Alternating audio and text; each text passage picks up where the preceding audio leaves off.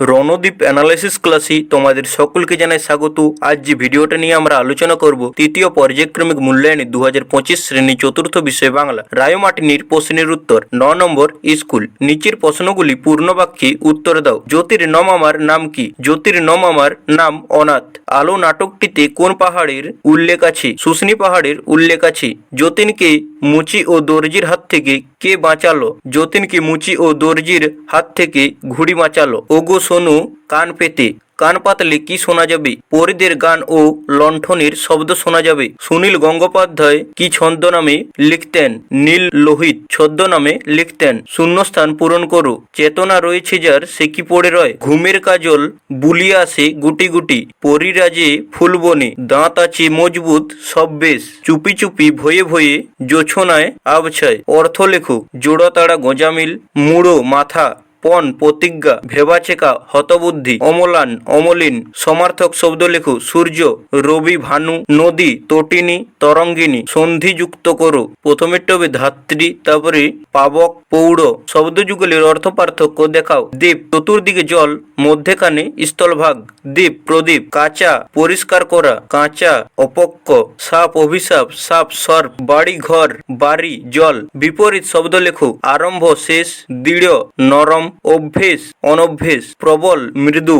নিচের বাক্যগুলি থেকে কর্তা কর্ম ও ক্রিয়া খুঁজে নিয়ে লেখো। মামা একটা টাট্টু ঘোড়া কিনে দিলেন। মামা কর্তা, একটা টাট্টু ঘোড়া কর্ম, কিনে দিলেন ক্রিয়া। তোমরা মানুষ হলে দেশের কল্যাণ। তোমরা কর্তা, দেশের কল্যাণ কর্ম, মানুষ হলে ক্রিয়া। বর্ণ বিশ্লেষণ করো। কল্যাণ কয় হসন যোগ অ যোগ লয় হসন যোগ অন্তস্থয় হসন যোগ আ যোগ মূর্ধন্য হসন। কুস্তির কয় হসন যোগ হস্যু যোগ দন্তস্বয় হসন যোগ তয় হসন যোগ হস্যই। মাতব্বর ময় হসন যোগ আ যোগ তয় হসন যোগ অ যোগ বয় হসন যোগ বয় হসন যোগ অ যোগ র। নিচের কোন বাক্যে কোন ভাব প্রকাশ পেয়েছে লেখো। কি যে ভালো লাগতো, বিস্ময়। সেই নদীটার নামও খুব মিষ্টি, বাতাসি। প্রশংসা, অনেকটা যেন মানুষের মতো। সংশয়, যাহ চশমাটা কোথায় গেল? প্রশ্ন, না না ওখানে নামা যাবে না। নিষেধ, বাক্যগুলিতে বিশেষণ পদ চিহ্নিত করো। সবচেয়ে কম দেখতে পান মা, এটা বি কম। ভালো নাম দিয়েছ, এটা বি ভালো। নিচের প্রশ্নগুলি সংক্ষেপে উত্তর দাও। যতীন সারাদিন কটা চটি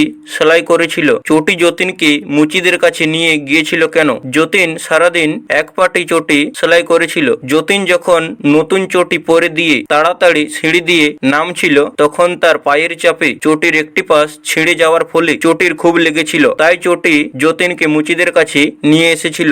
আদর্শ ছেলে কে প্রধানত কোন কোন বৈশিষ্ট্যের অধিকারী হতে হবে? আদর্শ ছেলেকে প্রধানত যে যে বৈশিষ্ট্যের অধিকারী হতে হবে সেগুলি হলো নির্ভীক, সৎ, পরোপকারী, চেতনা সম্পন্ন, কর্মঠ, দয়ালু, শক্তিশালী এবং সদা হাস্যমুখী। নিচের যে কোনো একটি বিষয়ে রচনা লেখো। একটি শীতের সকাল। শীতের সকাল এক মনোরম দৃশ্য যা প্রকৃতি প্রেমিকদের মুগ্ধ করে। কুয়াশার চাদরে মোড়া চারপাশ, ঠান্ডা বাতাস আর সূর্যের নরম আলোয় স্নিগ্ধ সকাল যেন প্রকৃতির এক মনোমুগ্ধকর রূপ। শীতের সকালের প্রাকৃতিক নীরবতা মনকে শান্তি এনে দেয়। কুয়াশার চাদর ভেদ করে সূর্যের সোনালী আলো যখন প্রকৃতির বুকে এসে পড়ে তখন চারপাশের এক মায়াবী আভায় ভরে যায়। শিশির কোনা ঘাসের ডগায় মুক্তোর মতো ঝলমল করে আর পাখির কলকলানিতে মুখরিত হয় পরিবেশ। এই সময়ে প্রকৃতি এক শান্ত ও স্নিগ্ধ রূপ ধারণ করে। গাছের পাতারাও যেন কুয়াশার চাদরে ঢাকা পড়ে শীতের সকালে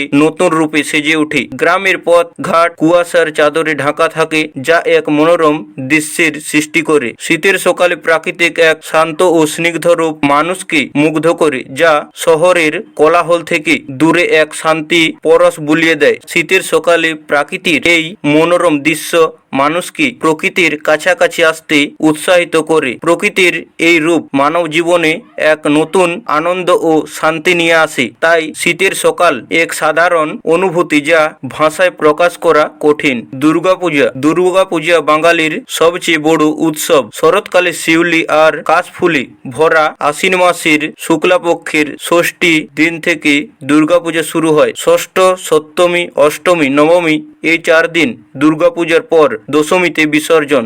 এই 4 দিন বাঙালির জাতির গর্বিত আনন্দে মেতে ওঠে। প্রবাসী বাঙালিরা ঘরে আসে, নতুন জামা কাপড় কেনা হয়, স্কুল কলেজ আদালত ছুটি থাকে, বাংলার ঘরে ঘরে শুধু আনন্দ। পুরাণ অনুযায়ী দুর্গা দেবী মহিষাসুর বধ করেছিলেন, সেই রূপটি দুর্গার মূর্তি মধ্যে ফুটে ওঠে। বাঙালির কাছে দুর্গা ঘরের মেয়ে, বলা হয় দুর্গার বাপের বাড়ি। ছেলে মেয়েদের নিয়ে দুর্গা বাপের বাড়িতে এসে 3 দিন থাকেন। বাঙালির আনন্দের সীমা থাকে না, তাই দশমীর বিসর্জনের দিন বাঙালির মন খারাপ হয়ে যায়। আবার 1 বছর পরে হবে পূজা। তো তোমাদের কাছে একটি অনুরোধ, ভিডিওটি ভালো লেগে থাকলে লাইক করবে, চ্যানেলে নতুন হয়ে থাকলে চ্যানেলটি সাবস্ক্রাইব করে দেবে। তো দেখা হবে পরের কোন নতুন ভিডিওতে। ততক্ষণ ভালো থাকো, সুস্থ থাকো, মন দিয়ে পড়াশোনা করো।